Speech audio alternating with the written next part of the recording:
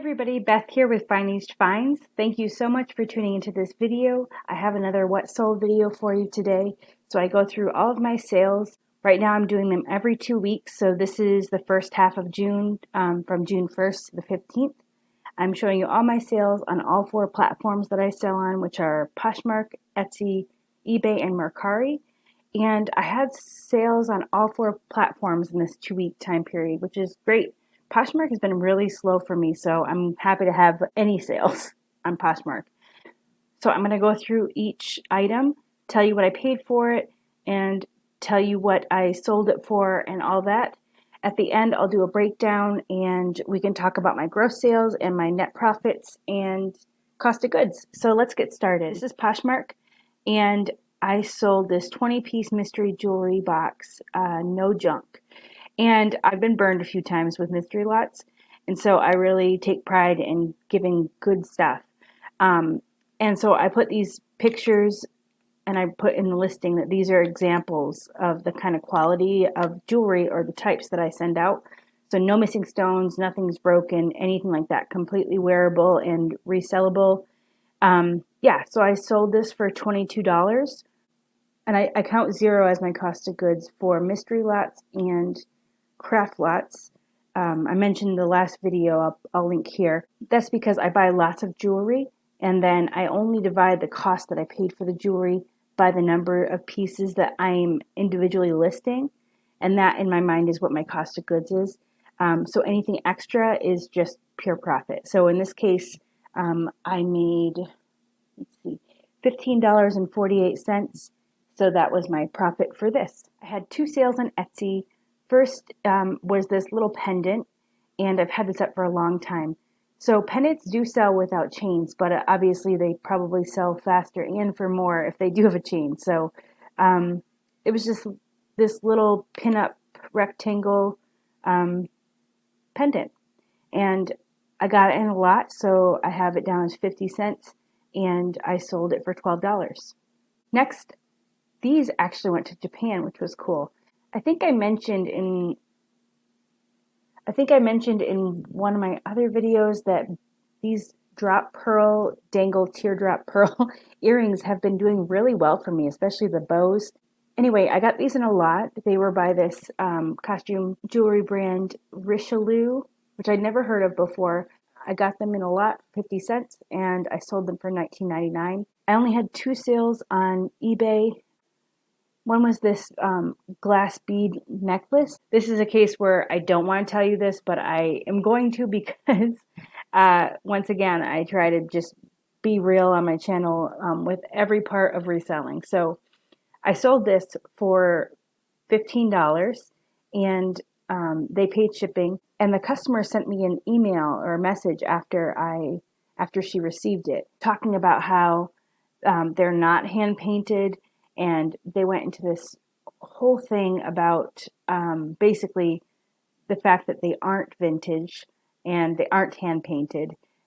They're pretty new out of India, and they explained the whole process of how they get these little marks on there, which I thought was just kind of hand painted. Looking back, I guess it makes sense. This was one of my first listings. It's hard to know everything about everything. It's impossible, actually. So I was just very nice. They signed it as bead historian, which I was surprised to hear is a thing. I'm not being sarcastic at all. I just didn't realize that there were bead historians. And it was interesting what they explained to me. So I just apologized and I offered them a refund. I thanked them for their explanation so that I know for the future. They said they didn't want a refund. They knew what they were getting, but they just wanted to let me know. So in the future, I know that these are not vintage and not hand painted. These come with a story too. So I went to package these up, and I noticed that this stone right here was missing. It had fallen off, and I checked the little compartment where I store my jewelry. It wasn't in there. I couldn't find it anywhere. So I messaged the buyer and I said, I'm so sorry. I'll send you a refund. And they said, that's okay. I just sent you an offer on another pair of earrings. And I said, okay, I'll cancel this order. I'll just send those to you for free. And she said, deal. So that worked out. But it's always a bummer when you go to package your sale and something's wrong. But again, I just message the buyer as soon as I can and just work it out from there. Sometimes they want a refund, which makes sense. I did the best on Mercari in this 2 weeks, again with craft lots, and I did these again like mystery lot kind of things. So same description as before, talking about how these pictures were examples of the style, the quality of jewelry that I'll be sending. And so anyway, I sold this for $23. So believe it or not, okay, I got a 4-star rating from this person because the pieces were not like the pictures. The pieces were not the ones that they saw in the pictures.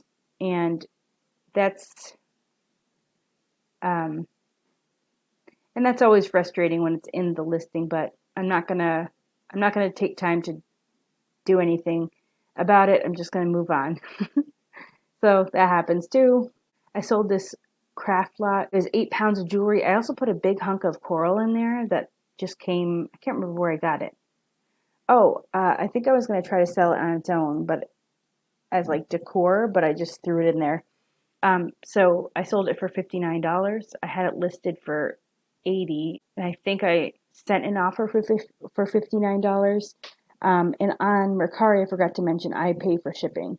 So I can't remember how much this cost to ship, but I subtracted it in my numbers at the end. So that was good, and again, zero cost.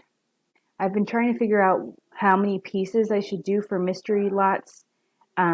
And so this one was one that I sold. It was 15 pieces I had it listed for $30, and I sold it for $23 on an offer. This also comes with a story.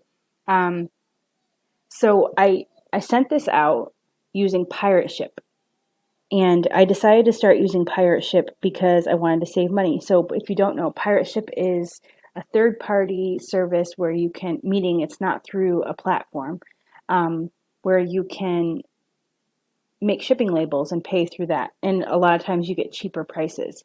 So I've been really loving that. The only problem is you have to take the tracking number from the label that you make and plug it into Mercari, eBay, whatever, so that you can prove that you've sent it. Buyer messaged me and asked if I was going to ship this, and I said I shipped it 5 days ago. I didn't upload the tracking number, and I said I was really sorry. I would try to get the tracking number for her. I wasn't sure if I could or not, if it would be anywhere on Pirate Ship. So I said, please let me send you another 15 pieces, because I felt bad they didn't get it. So long story short, I went in, I was able to find the tracking number. I plugged it in and it said that it had been delivered. So then I was thinking, I didn't assume that she was scamming me right away, which it looks pretty suspicious, but it could just be some kind of wacky thing. And so I explained to her, I sent her the tracking number and stuff, and she said that she didn't get it. So she said that it happened before with another seller. She talked to Mercari and they refunded and paid the seller his money. And she sent me the name of the username of that guy, but I wasn't going to get into that. I said that I would contact Mercari and she needed to contact her post office since it sounded like it had happened before. And anyway, so back and forth, back and forth. I asked her to contact her post office again because, it said that it had been delivered at like 10:54. It was very specific. And I'm not sure that she did, but anyway, when I plugged in the tracking number, when I found that it had been delivered, the buyer has 3 days to confirm it. And if they don't do it in that 3 days, then the money's just released to you. And so the 3 days went by, it was released to me, and, we just kind of said, well, it is what it is. But just so you know, sometimes that can happen and they did receive it, and it's hard to prove either way. So just always be careful if a situation like this happens. Definitely guard yourself as a business, but you also don't want to lash out and assume that somebody is trying to scam you. So I kind of stuck to my guns, and I wasn't going to give her a refund until she talked to her post office, and even on top of that, I was going to contact Mercari further. So anyway, she was very nice about it, and everything's fine now. So let's go over my totals here. Okay, so Poshmark, I made $15.48. These are all net profits. eBay, I made $25.96. Etsy, $40.20. And Mercari, $70.80. Because I had 4 items from lots that I count as 50 cents each, and the rest were mystery lots or craft lots, my cost of goods was really only $2. My gross sales was $211.38, and after all the fees, all the shipping, everything, I was able to take home $152.44. So I was really happy with that. Any money's great. This wasn't, I mean, if you think about it, for 2 weeks, it really isn't that great. But I know it's a slow time. It's a crazy time for people. So I'm happy with any profit, and I appreciate you watching this video. Please like this video if you liked it, and hit the subscribe button and the bell so that you can be notified when I put out other videos, and I will see you in the next video. Thank you very much.